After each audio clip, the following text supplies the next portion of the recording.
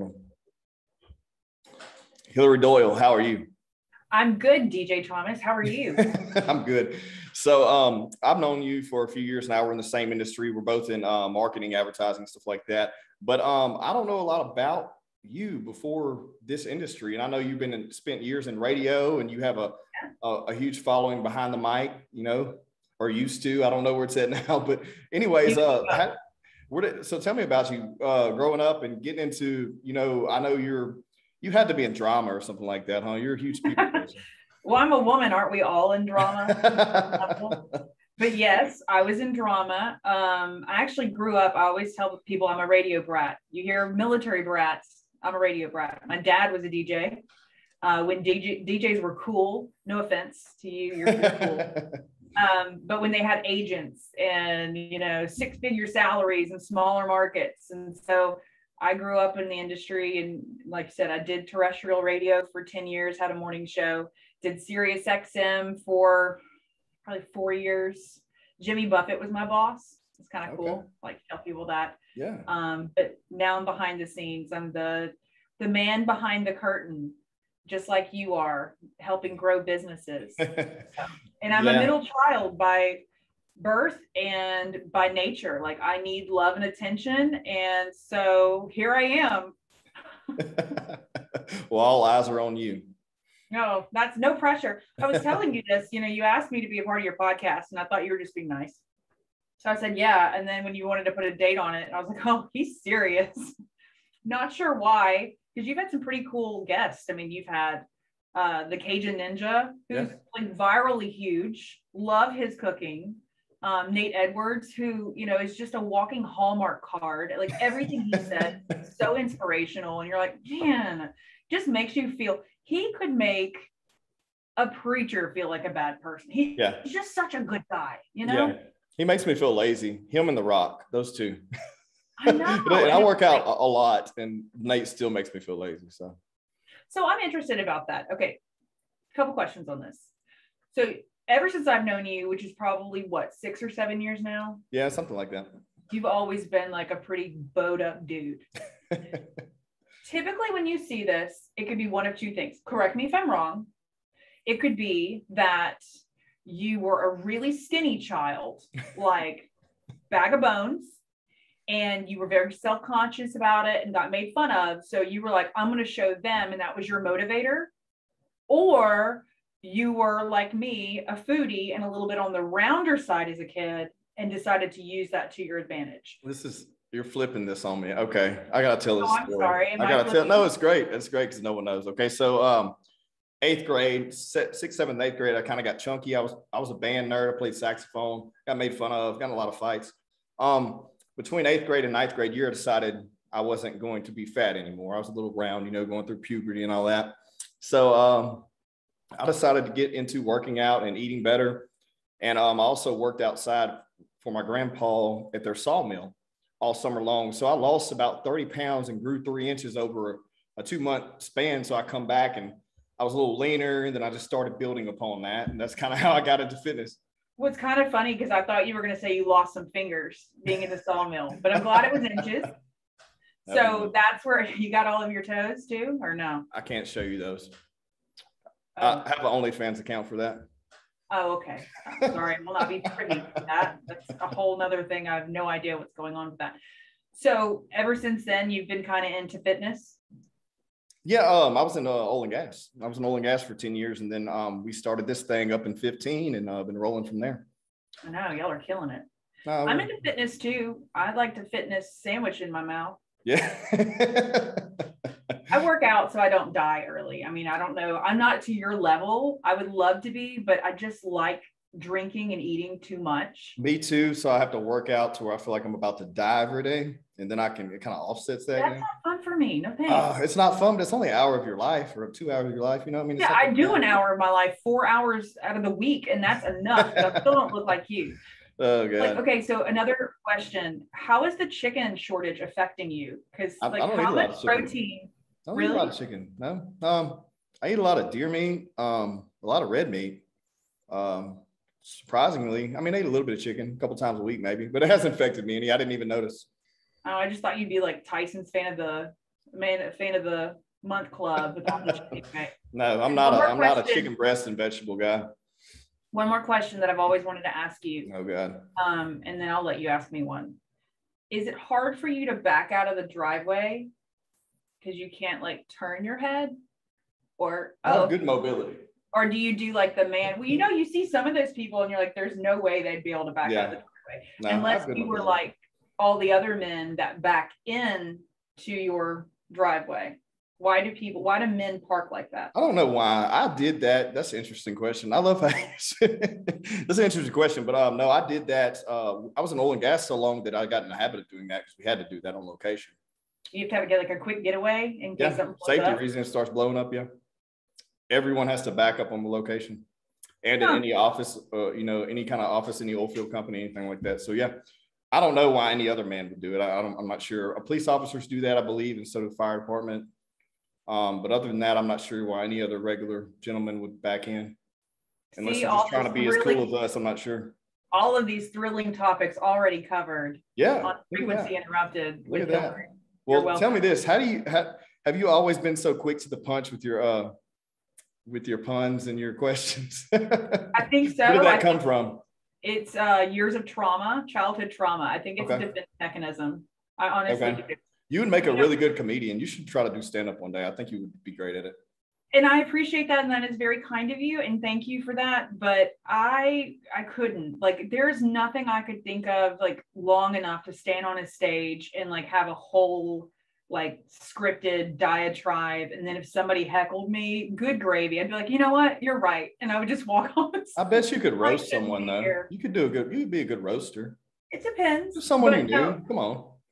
I love stand-up comedy. I love to watch. Who's your favorite stand-up comedian? Right now, I loved Bert Kreischer for a while. Oh yeah. And I still like him. Don't get me wrong. He always has his shirt off. Yeah. Tom Segura. And I'm glad, he's back on tour. And then, you know how you're like, oh, I love her. She's so great. But I can't remember her damn name. Amy Schumer. Nikki. Hold on. She's hilarious. And she has a very funny Netflix. Nikki Glazier. Okay. She's potty mouth and I enjoy her. And she too has childhood trauma. I can't look at somebody though that's really funny and not wonder who hurt them. Well, see, that's a big thing. You've talked to a lot of comedians or hear them talk about that. A lot of them do. They have extreme childhood trauma and then they want to, that's something that helps them deal with it. Yeah. So that somebody tells a joke, I'm like, who hurt you? Yeah. Well, I didn't mean to get doom and gloom. Unless you want to talk about it. If you want to talk about it, we can talk about it. No, I'll save that for my therapist that I haven't found yet. But yeah. Well, that's how I roll. Beyond the trauma and the possible comedian, launch one day. I'll see. I think you could do it. I really do. No, I don't want to be heckled. I have this thing where like I'm okay with not being in the spotlight. What if you were on a podcast with another comedian? I mean, who? I don't know. What if I put it together? I can't tell you how many times people are like, hey, you want to do a podcast? Like actually do one. Like the day I left terrestrial radio, I was forced out kind of, I wasn't fired. I did quit because they were going to That's what everyone says. Thanks. Oh, you're a comedian. But I felt a sense of relief. Like I really did. Like I was like, gosh, because I always say, if you know me, you've met me at least once, you've heard me say this 10 times, you're only as good as your last bit. Yeah. And the pressure to perform is a lot, with radio. That's what I love about this is it doesn't matter. You're not, it's like you don't have something like there's no script, right? So there's nothing there's nothing for someone to expect of you. Like if you had those two one-liners every morning, someone's like, oh, Hillary's going to say some more funny shit today. What is it going to be? Yeah, well, don't set your expectations too high there, buddy. Oh, gosh. But I mean, well, tell me about this. So tell me about radio, because I don't know. I had your friend Jay Watley on a while back. We talked about radio a little bit versus what we were doing, but haven't talked about it much on the show. So tell me about how that works. Like, tell me about radio life, like waking up at 3 a.m. to be on or whatever, to be on live at 5 or however y'all did that. That was difficult. Yeah, I did that for 10 years. You wake up at 3, I had to get there at 4. And here's a funny secret. I'm not a morning person. All of my morning partners knew that not to talk to me until we went on the air because I was just grumpy. I just needed a second to like wake up, drink coffee. I read the newspaper, found out what happened, overnight. We already had it wasn't scripted. Nothing we did was scripted, but we had like a rundown of, this is what we're going to talk about. And it was a living, breathing thing. Yeah. And it's really cool to be part of a live radio show, especially when you have, your listeners calling in and interacting with it. It's like a person. It's a baby of yours that you give birth to every day. Yeah. And sometimes those babies are ugly. And sometimes they're the prettiest babies ever, and sometimes you thought they were pretty, then you go back and you go, oh, that was a really ugly baby. But it's a lot of fun, but it's stressful. People don't realize how stressful that is. I didn't mean to take another road here, but it's always funny to me when someone says a baby's so cute when it's really ugly. Like I'm the person that even if my baby's ugly, I'm going to say it's an ugly ass kid. Like they usually turn out to be cute kids, but some babies are ugly. Yeah. I think some people are just in denial because I knew that my youngest, he was not a cute baby. Like he looked like he's gonna see this one day. He'll understand. He looks exactly like me. Like exactly like me. Okay.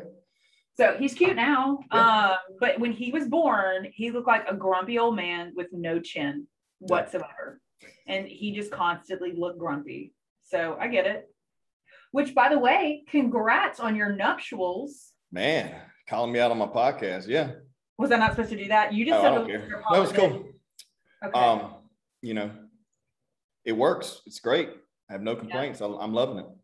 So does this lead us open? And if you don't want to talk about it, it's fine. Are we going to have babies? No. Don't plan on. I'm the oldest of 7 on one side, 3 on the other. I've changed more diapers than you have.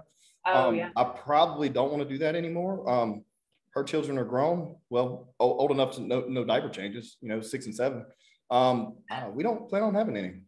Oldest of 7. Are you like, did you come from like an Irish background? Is this a Catholic thing? I'm not sure. I don't think it's acquainted to religion. I just, they had a lot of good times, I guess. And I don't know. Hey, I'm not knocking them. Good on you. I don't know. But yeah, it made me not want to have kids. And nothing against children. I love children, but I was like, this is not something I want to do. Most people who want to have kids don't know about all this. Well, about the screaming and the temper tantrums and flopping around on the floor and not being able to go out in public because they throw fits and changing shit diapers every day and all that stuff. Well, you already were a parent if you think about it. Because I helped. What's the age ranges from you to the youngest? The youngest is 13, 14. I'm 32. So okay, I'm not good at math, but enough to know that you were heavily involved. 21 years. Thank you. The age gap. Yeah. I was involved for at least from the age of about 11 to about 15, pretty heavy. I don't blame you. And then I moved out. I said, peace. I can't do this anymore. Yeah. You either go one way or the other. Like you would either also have 7 children or you'd have none. I could see that. Yeah. And it's funny because my brother closest to me already has 3. I'm like, well, he went the other way. So. Well, 3, it's not 7. 3 is 2. But it's halfway there, right? I don't know if they're done or not. I'm not a mathematician. I always wanted even numbered children just because I was a middle child in between 2 sisters. Yeah. And you don't know what it's like, especially you being the oldest, to be a middle child because I had to share everything with both of them. They never had to share anything with each other. Yeah. So my older sister would get new clothes. Guess who got the hand-me-downs? You, of course. And that included underwear sometimes, which I still have not let my mom live that down. Take a day and, what do they say? Spend some time in another man's shoes. Spend some time in another girl's panties.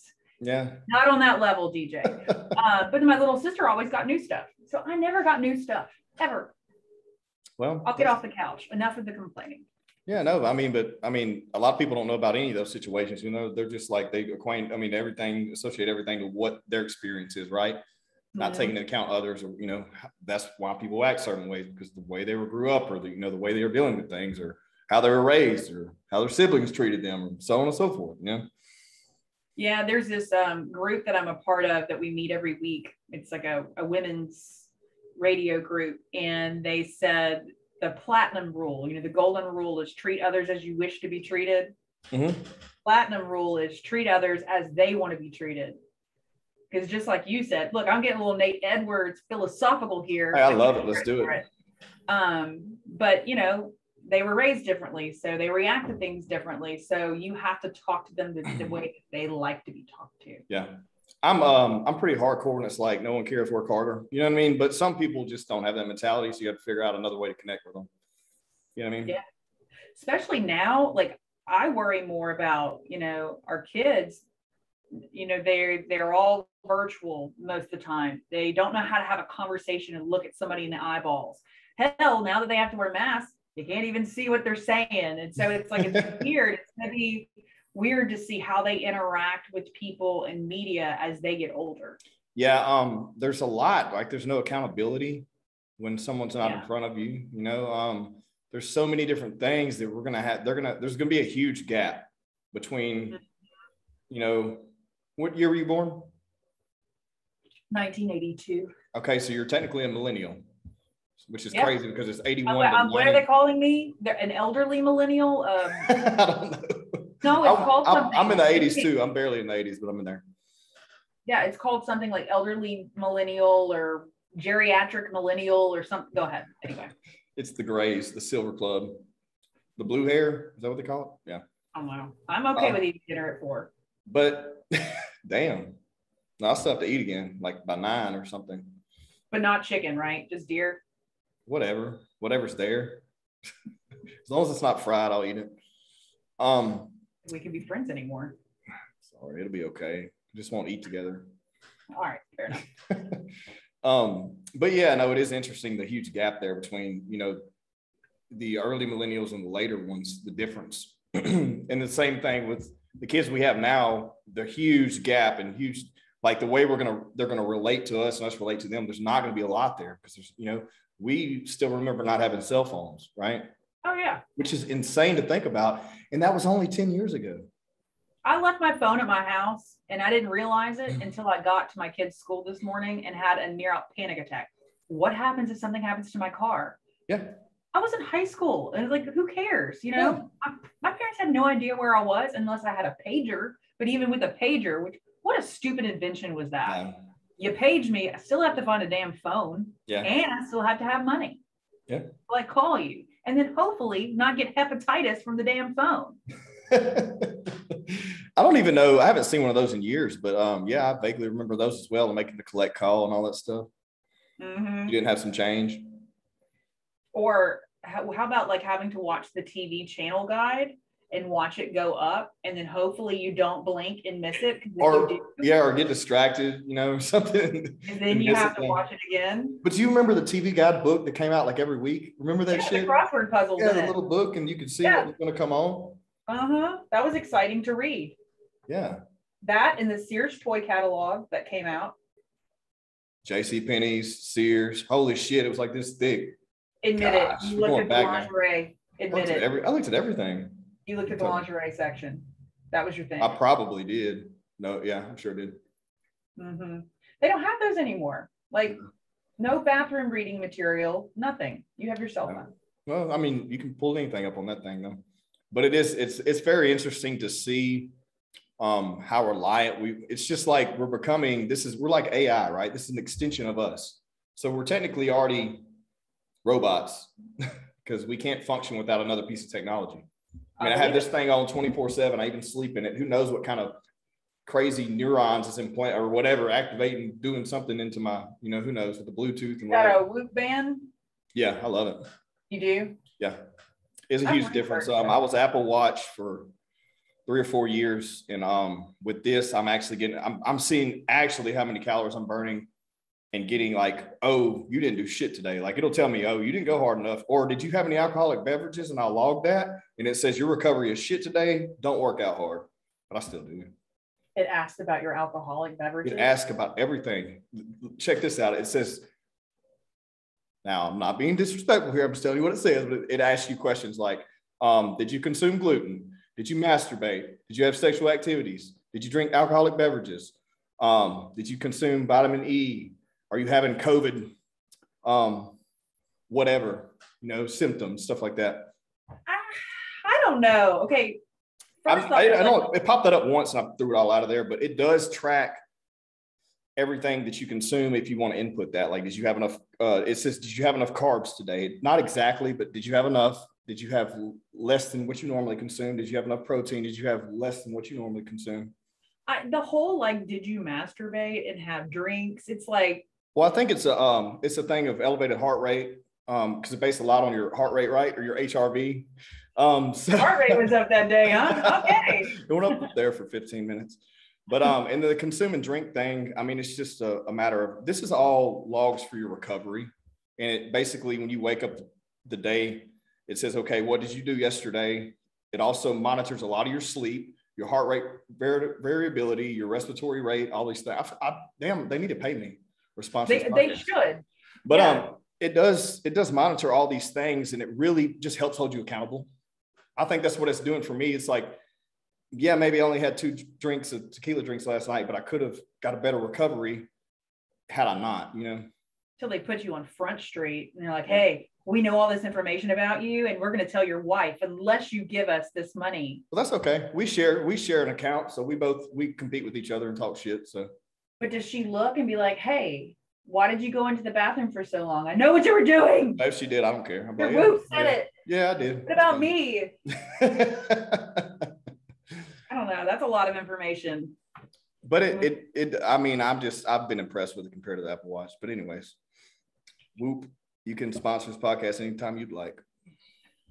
Well, I hope I get you the sponsorship, buddy. What kind of ring you got on there? Which one? This one? Yeah. Pretty intense. It's just a skull missing an eyeball now. I've been wearing it so long. Oh. It doesn't mean anything. I've had it forever. It's a gift. Probably 6 or 7 years ago. I've been wearing it ever since. Have you ever punched somebody in the face with it? A few times, yes, I have. Has it left a scar? It's messed my finger up a couple times. Oh, yeah. Can't be talking about those things. Why not? You said no religion or politics. Now you keep changing. Yeah, I guess so. I've hit a few people in the face with it, but I don't do those things anymore. If I do that, it's inside of a, place where we both have consent and say, hey, you can hit me, I can hit you back type of deal. I try not to do the other. Yeah. You're a big fighter. That's interesting to watch, but God, does it hurt? Or do you have so much adrenaline when you're fighting that you don't feel it? So when you first start, yeah, you get used to it, right? So it doesn't hurt. It does, but it doesn't. Like you're used to getting punched anyways, right? And you're there if you're in the fight, you're there to compete. So you really don't care about getting hurt, just trying to finish your opponent. You worry about the hurt part of once it's over with. Kind of like when you're playing, did you play sports like softball or something like that? Basketball. Yeah, I was there for comedic relief, but I played some sports. Well, I mean, like say you're extremely competitive and you're trying to beat this person or, do whatever, and you may roll your ankle, but you continue to finish running around the bases. You know what I mean? I don't know. It's a weird analogy, but right now, that is what's going to separate you and I. If I rolled my ankle, there would be no running of the bases. I would not be like, no, I got to do this for the team. Would you be like one of those soccer players that just like lays out? And have you seen all that? Like carry my ass off the field right now. I'm not doing this anymore. Yeah. Like, see, now if it was come to like, well, I don't want to waste food, I should probably eat that last French fry. I got you, boo. No rolling of the ankle though. Yeah. Just rolling of the dough. I would give the food I'm pretty hard on some food too. Yeah, but you work out more than it's in my wheelhouse. I definitely will eat it. So do you get excited about stretch marks when you get them? Because I don't. I feel like you would because you gain muscle. Oh man, I don't know. That's a weird question. How many kids do you have? I have 2. Why are you judging? Like how many stretch marks I should have? How many stretch marks does that equate to? Well, the funny thing is, since I'm tall and I really befriended beer in college, I already had them. I just tell them that they're the reason that. Yeah, that's what. Doesn't every good mother do that? Yeah, I blame my stretch marks on them. I'm like, look what you did to me. This is what I did to get you here. Yeah. Not true. It was the case of beer in college. What kind of beer? Oh, in college, I didn't care. Free beer was whatever. We'd go to those frat parties and they called it the Beast. You know, you ever had that beer? I think it's Milwaukee's Best. I do not know, probably. And they would just have this vat of ice and water, and you just dive in there and whatever beer was there. You know, I wasn't picky. This is before craft brew became a thing. Now, are you a craft brew brat now? I wouldn't say I'm a brat. I'm not so much a beer drinker. I like beer. Me either. I'm not. I can't. It fills me up, and I can't get drunk. I don't know. It's weird. I like a good wine, you know, a good red wine, a dry wine, not a sweet wine. But I'll tell you, I'm big on, and I have to say this, I liked these before all of a sudden they became like the new thing. But ranch water, not the ones in the can. I like to make my own. Yeah. A little tequila, a little Topo Chico, a little lime. Yeah. I do. We're on a Mexican mule kick right now. So basically Moscow mule replaced with tequila. Been doing those lately. Like a good ranch water. Been drinking those for a while, like you said, until I didn't even know it was a thing until it started popping up on Instagram. You know. We're just hipsters. Look at us, just little revival alcoholics. Apparently so. Blazing the path. Tequila's the go-to right now. Yeah, because I think it's like fat-free. I mean, it's from an agave plant. It's better than a potato or rice, right? I don't know. You're the corn buff. I mean, that's what I tell myself. That's why I drink it. I'm like, hey, The Rock drinks it. The Rock drinks it. He's in very good shape. I'm gonna drink what he drinks. Who drinks it? The Rock. Oh, The Rock. Yeah. Can we talk about his cheat days though? Like, how much do you have? Shit, that's how I do on a cheat day. Really? Oh yeah, I'll eat a whole damn pizza. Hell yeah. Are you just that hungry, or is it just because you know that's the only day you can have it? So when I was like really, really, really like, if I'm doing like prep hard just for the hell of it, just to look good naked, not really because I want to stand on stage and flex or anything. I would eat, you know, extremely, extremely, you know, structured, and then on Sunday or Saturday, I would just go hard because I knew I would drink that day too. So I just eat really one big crazy meal and then drink as well that evening. But that also would be the hardest workout of my day too. So I would do the hardest workout of my day, consume a meal within 2 hours after that workout, and then probably consume a few alcoholic beverages that night. And that was like how I did it every week for forever. Now I just kind of, if I want to eat something bad, I do every now and then. Yeah, me too. Every now and then. Yeah. Everyone's every now and then. It's different. You know, it is what it is. Yeah, every now and then. So let's rewind this. You said to stand on stage. Please tell me that you've done that. No, not my thing. I used to hit people in the face. I wasn't going to do that just to flex muscles. I'm sorry. Like the Tanner and stuff. Nothing against those guys. I was a part of that little world for a little while, trained a few female competitors, but nothing against the guys. It just wasn't my thing. Because I was about to make you stand up and show me the best pose. I don't know. To slim myself down in a photo. Because, you know, like this is a new thing now, right? Everybody's going to see your face. They say cosmetic surgeries have gone up because of all this new can we talk about that? Can we talk about that? How do you feel about the lip injections and the stuff sucked out of your face, the stuff put in your face? I mean, I think to each his own. If it makes you feel better, then you go on with your bad self. But I would also like, if I'm going to do something like that, I would want it to look natural. Yeah. I'd want people to be able to recognize me, because we've all seen like the bad ones where it looks like a baboon's ass is on somebody's face, and you're like, you're 21, you haven't even finished growing yet. That's what worries me, is that it's become something that's like a trend, and then these kids are doing it so young, and now they have to continue to do it for the next 30 years. Like, what are they going to look like when they're 50? Not like the 50-year-olds that just started doing it 5 years ago. They're going to look like a damn balloon animal. We don't know, because these things are all new, right? Like, they've only been putting these things in your face for not at least the past 10 years, the newer stuff, especially the filler and stuff like that. So we don't really know what's going to happen. Well, they say it's supposed to like come out other places. Okay. I don't know. I'm not an expert in that field, but it'll be funny to hide and watch, won't it? Yeah, it will. Yeah, I've heard about the Botox, the dudes getting the stuff done. Like, I'm just going to embrace the wrinkles. I feel like that's part of the, you know, emotion. I'm going to embrace it. Botox. That is a word I have not heard yet. I've not heard it. So it's a thing, right? So I've done marketing for a company in Dallas, Fort Worth, and they do these things. So they do like Botox. Is that supposed to make men feel better about it by? I guess they don't want wrinkles like women. I don't know. adding like a masculine touch to it. Like, no, it's still Botox. Same thing, yeah. It's an ego thing, I guess. I don't know. So you don't want to get your 11s done? That's what those are called. No, I'm good. Like, really? Do you have any? No, but I don't have Botox. Oh, you're a Botox person, huh? No, I don't. I haven't had Botox. You just have great skin.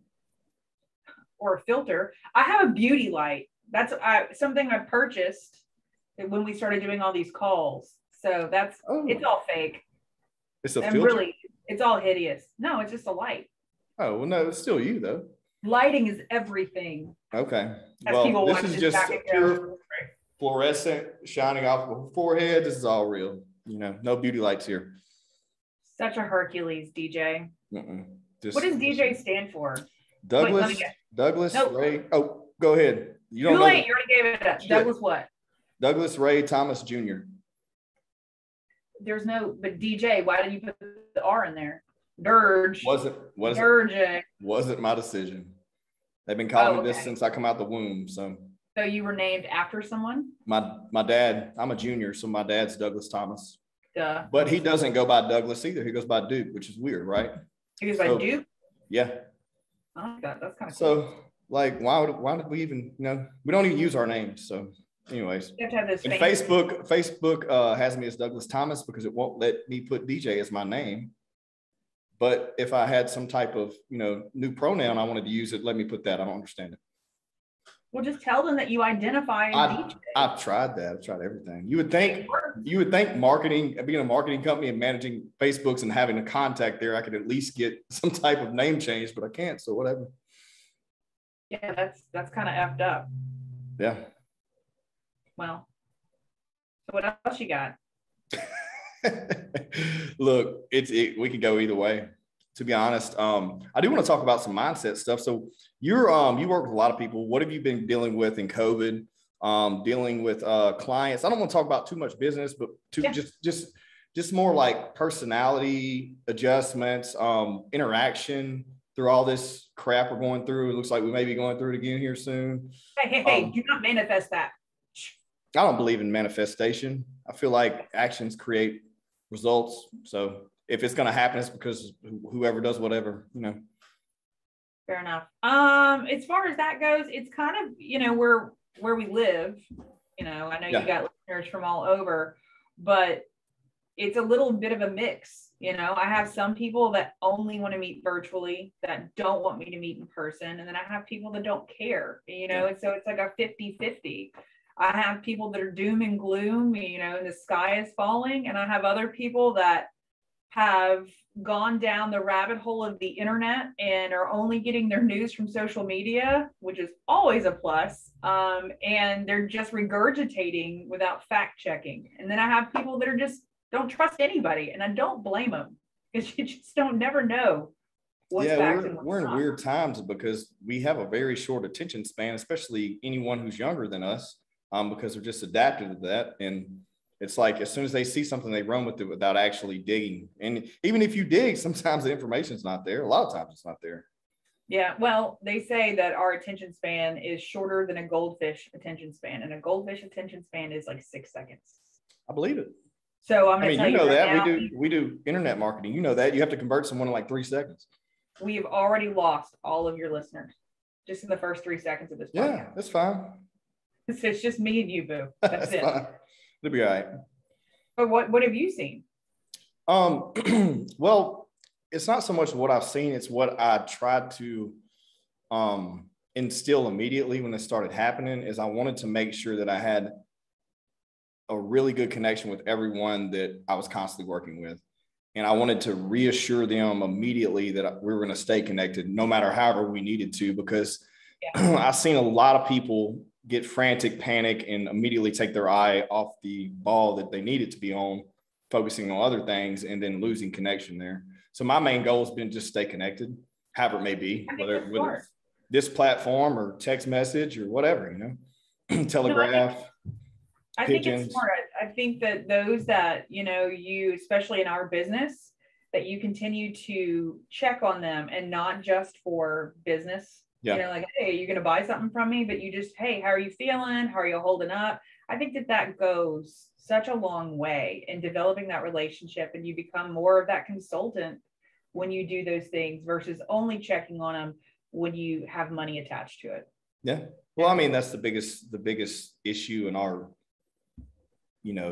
market, what we do. Like, it's the old Mad Men. If you ever watch that show, or people ever know how this industry started, it was an amazing show, but this industry is cutthroat and everyone's a competitor. No one wants to work together. And if someone's doing this, you got to do something different. And we're not in those times anymore. And honestly, if you weren't that type of person, you would have never been, sucked into that. And you probably would have been successful no matter what. But it's unfortunate. I tell everyone there's enough business to go around. None of us are competitors. I don't see you as a competition. Someone's like, your competition is doing this. I'm like, dude, I don't have competition. I'm me. I'm not like anybody else. And that's good for them. If they need help, they can holler at me, or, if I need something, I'm going to call someone, because there's plenty to go around. You work together, you win together. Yeah, they make new ones of us every day, right? We're not going anywhere. For now, anyways. Well, there's still those, you don't have to have a license to do what we do. Any Tom, Dick, or Harry can do what we do, but do you do it correctly? And I'm glad you said that. How do you feel about, what's your take on, do you have any like side hustles? Do you do anything, like have any hobbies that you think one day I do turn into some money? I do voiceover work. Okay. So here's a plug right now. If you need anything voiced over, I'm happy to do so. I've done everything from regular commercials to recruitment videos to I have actually voiced over a hotel information line. When you go to hotels and like Channel 1's like, welcome to the Marriott Resort, blah, blah, blah, blah. We have buffets. Okay, I did that. I've done for who? What can you say? Was it for Beacon Motel? No, it was from up north somewhere. They had a lot of Indian heritage like names. Yeah. It was really hard to pronounce, and I had to recut a bunch of stuff. But this has been like 7 years ago, so I'd be lying if I told you. Well, so give me your radio voice. Can you mock up me like an announcement for the podcast real quick? This is my radio voice. Okay. I think that's funny when people say that. They go, you don't sound the same. You have to understand there's a processor that probably does do something to your levels. There's different reads and deliveries. Yeah. But my voice is my voice. Like, I'm no different. I might have a different inflection. I probably pronunciate a little bit more. I've done a children's app. I was a voice of Gertie the Grizzly Bear and Ranger Rick series. That was probably the coolest thing I've done, really. That's cool.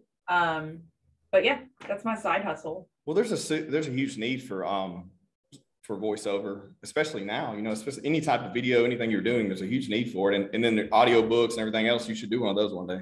I do. I saw that. So I've become a fan of TikTok, which is probably the dumbest thing I could have ever done is get a TikTok account. Because now, like, I cannot stop looking at stuff. Like, it's just a hole of just garbage. And I just swipe. But I saw that Audible, you can easily record for audiobooks. And I have a buddy of mine who does it and gets paid pretty well to do it. Yeah. I could read children's books all day. Are you kidding me? I mean, it's a good little side hustle. I forgot you told me about that last time we met, but yeah, it's that is cool. I think that, getting into one industry and that being the one concrete thing you do the rest of your life is a thing of the past now. Yeah. I think there's too many people doing the same things that I do get excited when I see these young kids doing their little whatever. When we were younger, it was mowing the grass. Now it's whatever, YouTube accounts or whatever, maybe. Up presents. Like, why did we had to do hard labor? They're like, hey, I got this new toy. Let me open it up for you. And they get paid millions of dollars. We got the stick, man. Yeah. Well, right up the rear. Like, why did we get cool jobs like that? I mean, it's just the attention wasn't there. Like, I think it's more of there's so many people consuming so much information that it's a lot easier for one person to be successful. Forever ago, there was only 5 networks and you had to try out against thousands of children to be on a commercial. You know what I mean? Yeah. But and those 5 networks are still trying to compete today, which is hilarious. Look at how it's worked for Britney Spears, bless her heart. Hey, that's turning a frown upside down, right? No, she's like captive in her own house. Yeah, but she's created a lot of attention on herself again, which has given her a voice. I think that's, something positive out of that. I don't have all the details. I just hear little bits and pieces. So here I am being that person I just mentioned that is regurgitating probably not the right facts. Yeah. But the gist I get is that her dad had control of everything and they were drugging her to make her seem crazy. So she's not really crazy. Yeah. I don't know what the exact prognosis of all that is yet, but I do know that, that her dad was definitely controlling everything. And that's been some of the disconnect of people thinking that she was a certain way when she really wasn't, kind of deal. And he probably is taking money from her, probably using her. But I've also seen videos of her online that she's posting of herself. And I have to say, she doesn't, and I'm sorry, Britney fans, please don't. I'm sure she's a lovely woman. She seems a little cuckoo. I mean, all women are crazy though. Just different levels of crazy. I did not say that, just so everyone knows. And I do not agree with you. I do not agree with you. Hormones we did, you scared. No, we're all crazy. No, if you had the hormones we did, imagine being angry and you don't know why you're angry. You're just angry. And you're just waiting for someone to tether that anger to. And then when that person comes along, you just, that's being a woman. Yeah, makes sense. Or just being emotional and wanting to cry. And you have no reason, you just want to cry. And then you just look at something to tether that to. Just next time you just see a woman doing that, and you're like, gosh, this is irrational behavior. Just realize what we're going through. Like, well, I mean, I grew up with a single mom for quite some years before she started remarried and started having a lot of children. So I do have some sympathy for, women, and I get it. I did see a lot of craziness when I was growing up. Got shit thrown at me, got yelled at. Didn't even. I was like, "What? I didn't do anything." You understand? Yeah. Like, I'm sorry, I can't help it. So okay? You said she got remarried. So how many are in the first litter? Are you the only one? So there's first litter. There's one. There's another one after that, and then she got remarried, and there's 5. Okay, so 1, got it. Yeah. Okay, that's cool. So did you like her, or is she still married to? Yeah, all's good. Yeah, he's a good guy.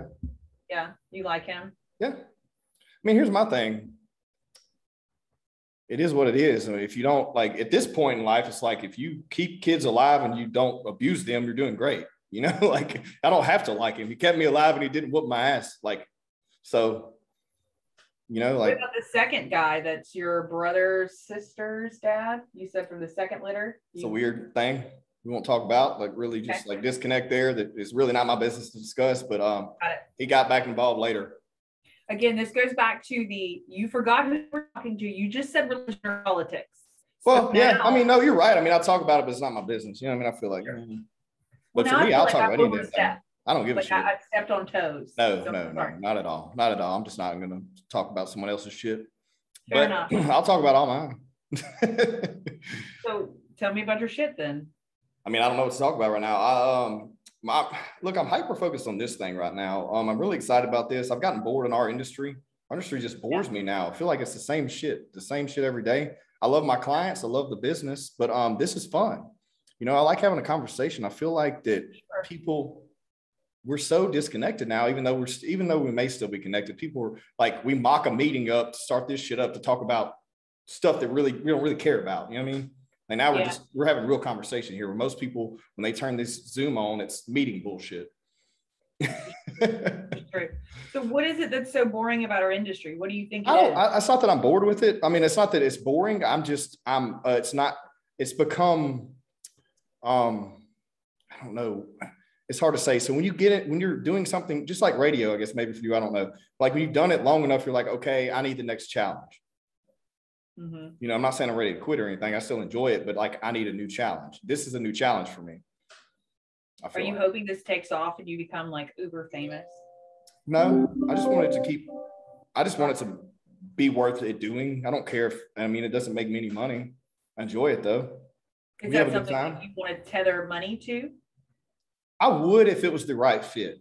I'm not going to bend over for anyone, start doing ads or anything unless it's the right fit. Something I actually care about. Like live reads. What would you, let's put this out there to all of your listeners and viewers. Is it a podcast listener if it's on video? Or are there I do audio and video. I have it on everything. So like a lot of people consume, so people who don't consume podcasts really, they like to watch this shit on YouTube or Facebook, right? But people who actually are podcast listeners go to Spotify or Apple. Okay. So if we were going to look for people that could be sponsors of the show, what would be your wish list? Obviously, we don't want chicken, because I thought Tyson would be really good, as much protein as you need, but we're scratching that. So go ahead. I feel like you're starting like a marketing read with me, trying to help me grow my business. Sure, I'm a business partner. That's what I do. But you definitely don't ask. Definitely tequila. Okay. Definitely tequila. I already have Rain Energy as a sponsor. Thank you, Rain Energy. But they just give me this shit for free. So you got to give them a plug, and this is the first plug you've given them. I give them a plug all the time. I drink it. I give them a plug all the time. What is Rain Energy? Rain Energy is a nice low calorie beverage. That's I don't do these live read things. It only has 100 milligrams of sodium, 1 carb, 0 sugar, no protein, no calories. Probably has a lot of fake things in it to make it taste good. You got to work on that, buddy. You can't say fake to make it taste good. I keep it real. But what is so great about that? Why would you choose to buy that versus? I was already drinking these things. I quit drinking coffee, and I was already drinking like half of these in the morning. And then I reached out to a previous guest and friend of mine who works for these people, and I was like, "Hey, would y'all be interested in giving me some free stuff?" And I'm drinking it already, and they were like, "Yeah, cool." So all right, I like it. Where can you just buy this in the regular grocery? Yeah, it's everywhere. So a lot of people don't know this, but I'll release a secret. So it's actually, Monster is a Coke product, right? Yeah. Okay. Well, Reign's a part of that family. So a lot of people don't know that. So you can see anywhere that has Coca-Colas can have these, but a lot of people don't attribute that to Coca-Cola. They attribute Monster to it. But if you dig, you can see who owns what, basically. But it's everywhere in any convenience store, supplement store, whatever it may be. Yeah, those energy drinks are like the new thing. I don't really drink any of those, but I'll take your word for it. Yeah, I drink it once a day. I'm just a straight up black coffee kind of gal in water. No sugar, no Splenda. I used to drink all kinds of like Diet Coke. I mean, and I quit that. It's something about having children for me. Yeah. Like I decided, hey, you might want to start taking care of yourself. So no Diet Coke, but French fries. Yeah. Okay. It's all about balance. It's about balance. It's okay. Exactly. Yeah. There's nothing wrong with French fries. Potato. I love French fries. I just don't, I try not to eat them a lot, but every now and then I like a good French fry. I think you just put on your judgy pants just a little bit. I did not. I don't have judgy pants. They don't come in my size. No, I would never do that. So you drink your Reign. I'll eat my French fries. All right. Yeah, this is probably just as bad for me. Maybe I'll get a French fry sponsor. You should. What are the other sponsors you would? I have no idea. Maybe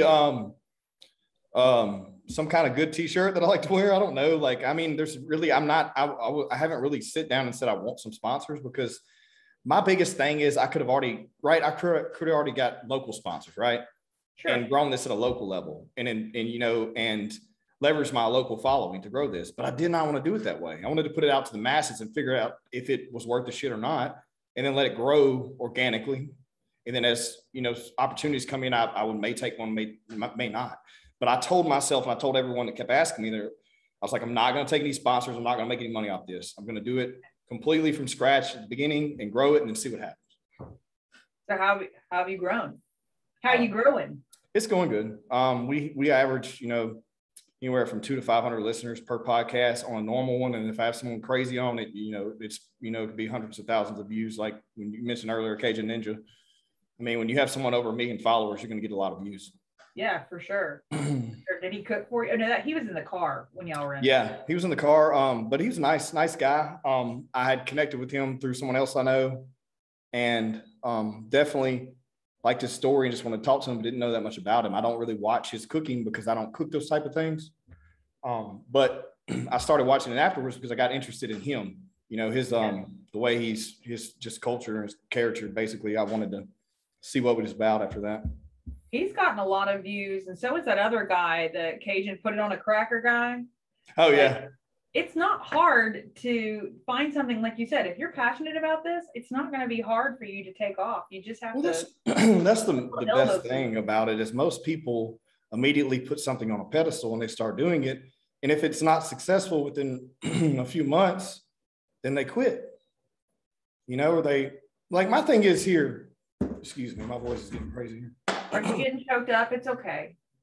Yeah, I'm getting emotional. Okay, so my thing is here, if we take the time to do this, and maybe it's an hour and 15 minutes, whatever, and one person listens to it, besides our bullshit jargon back and forth, if they get some kind of delight out of it, they don't have to worry about the bullshit problems at home or at work, and they're just listening to this, then it's worth my time, your time, I feel like, and then if we get real deep and we're talking about some really meaningful stuff, some guests, we do that. And they get something out of that, great too. As long as one person listens or watches this and gets something out of it, I'm going to keep doing it. I'd be very interested to see out of this almost hour of us talking, what they have picked up out of this as a little chunk to take along with them. Our healthy eating habits and how much masturbating raise your heart rate, I guess. I don't know. I guess so. Is it hard for you to find t-shirts? You said a t-shirt sponsor, and I'm just looking. No? No. I wear XL. Nothing crazy. I'm not weird shaped or anything. I like these Gold's Gym. Shout out to them. They have good shirts. No, but I mean, you've worked on your fitness, and you got your muscles. Yeah. So I would just think that most America, they're on the bigger side, but not the muscular side. And if they make clothes for muscular people? Is there a brand? I think they have some muscle brands. I see the ads on Instagram or what have you that are like tailored for people that way. But I typically just find shirts that fit well, and I don't really have to go buy a special brand or anything like that. Like they used to have Husky jeans. I do remember those. I used to wear those. I was like a 34 Husky in like 8th grade. Yeah, I'm still a 34 now. I feel good. I wonder why they decided to pick that dog out of all the dogs. And I'm sure that's probably not where that came from. But every time I see that, I think of the dog. I've never thought that before, and I'm not sure if they make that size anymore. But if I hear it now, that's all I'm going to remember that you said that. It's kind of like I've always had to have tall jeans because I'm 5'12", not 6 foot, 5'12". And so why would it be like a Great Dane jean? Yeah. No. Okay. They can't all be winners. Whatever. I don't know. I think that is an interesting question. How do you feel? You just said that a lot of people are bigger. How do you feel about, I'm about to get like semi-political, but not really, just wanted to know what your opinion is on something. How do you feel about our country being 43% obese? Or childhood obesity? I think. What's your opinion on that since you have kids? Oh, it scares me, and I've had to be, because I was raised with the whole clean your plate club, So was that. I mean, yeah, we'll get you dessert. But I don't think our parents knew the preservatives they were putting in our food. We didn't live on a farm like their parents did and their grandparents did. Yeah. They were just buying it off the shelf, and if it said low fat, or if it said, hey, try this margarine, no one tells them that margarine's like 2 molecules away from plastic. Yeah. Like nobody tells people this. You have to do your own research. And so I think it's unfortunate for those that think because they're buying it because it says low fat or healthy, they're just taking their word for it.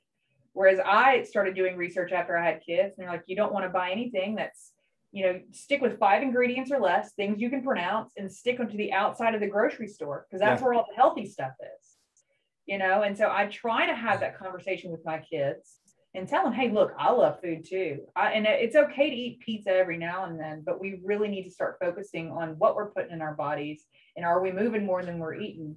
Because I don't want to give them an unhealthy body image, but I want them to realize why we do what we do.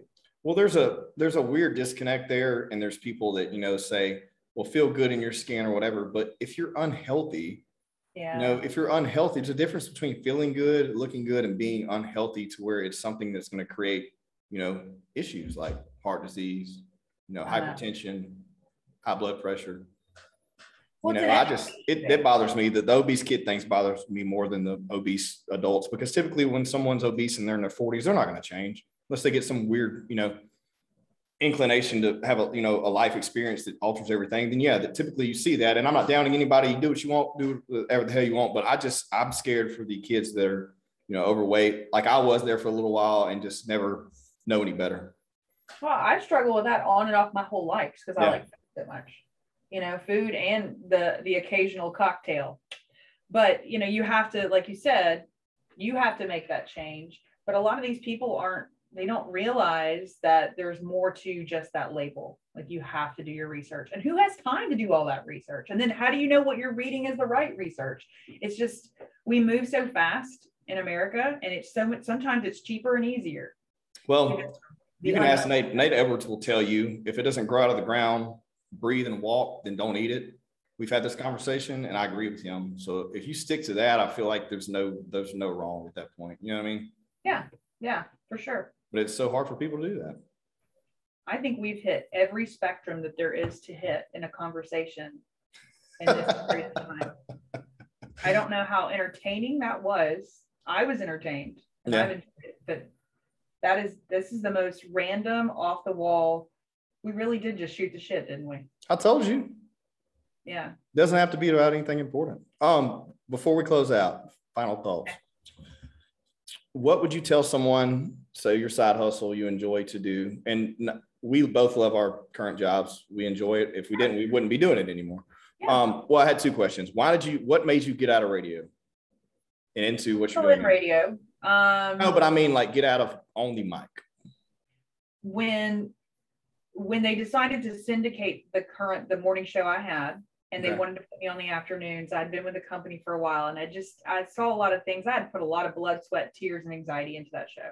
Yeah. And I said, you know what? I don't feel like they appreciate the value I brought, so I'm going to step away. Did I think that meant step away from the mic forever? No. Okay. But like I said, when I finally had that relief of, man, I don't have to perform anymore. It's not about the dog and pony show in the next bit. I realized, well, maybe I need to see what else is out there. And when I was asked to come on and do the marketing gig on the other side, I was scared. I mean, to work on commission and not know what you're going to make every month is a scary thing. Yeah, it is. But then I realized that I can do everything I really enjoyed about being on the air, but I can do it for businesses and help get their business, awareness and get them attention, just like I did for the show. So I get to do everything I really enjoy. I get to, make money doing what I enjoy doing without the anxiety. Of course, it comes with its own anxiety and pressure, but without that whole performance, like, hey, what are we talking about today? That's too much for me. So that's why